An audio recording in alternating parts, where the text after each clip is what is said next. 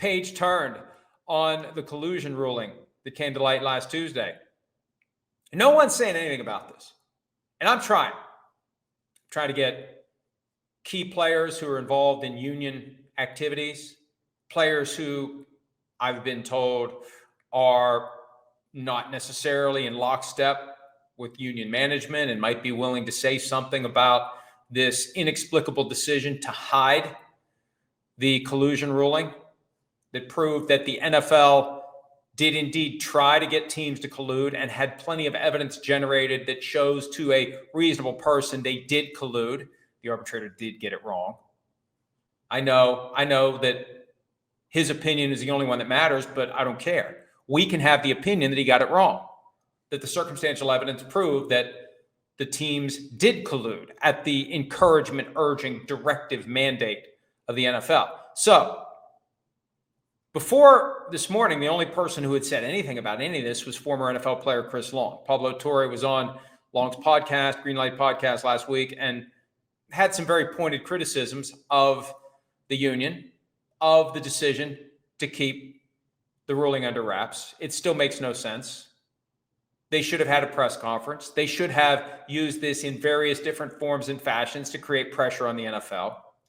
I've tried to get multiple agents to give me a comment. None of them will, citing the importance of having a positive relationship with both the league and the union, not wanting to make enemies, not wanting to be the victim of potential reprisal. There's a lot of fear of reprisal. There's a lot of fear, a lot of concern that if somebody says something about this, they're going to be retaliated against in some way. Maybe I should be concerned about that.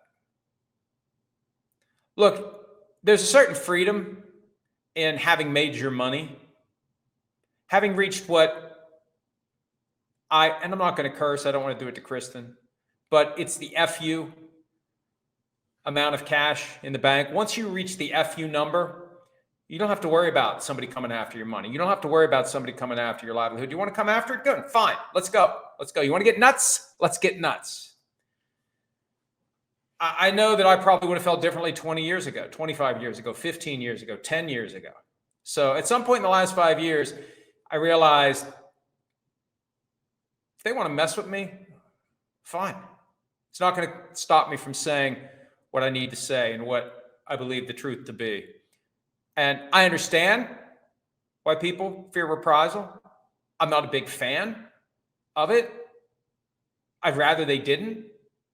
I'd rather that people issue comments. The only agent that would say anything is Peter Schaefer, who I think is also at the I don't give a shit phase, sorry, Kristen, of his professional existence, where he's going to speak the truth. And he wants to see this ruling get leveraged into an elimination of the funding rule, because the thing that ultimately is keeping teams from fully guaranteeing contracts is the fact that you have to put a huge amount of cash in escrow to cover the future guarantees, all under this outdated notion that the teams aren't going to be good for the money.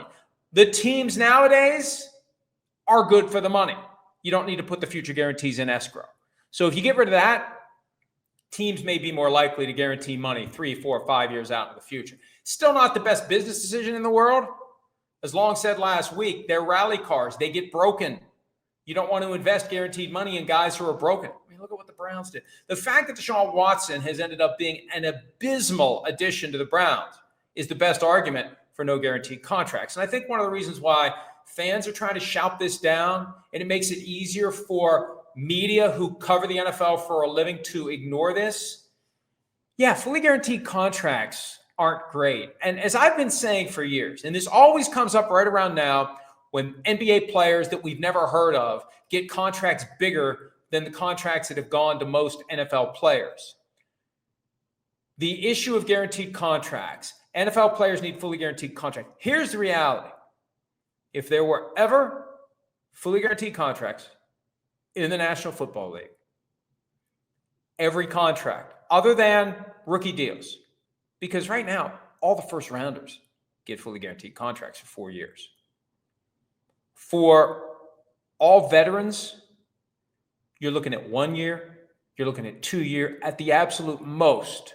Maybe for a veteran franchise quarterback, you're looking at 3 years. It'll be shorter contracts, greater movement, greater disruption.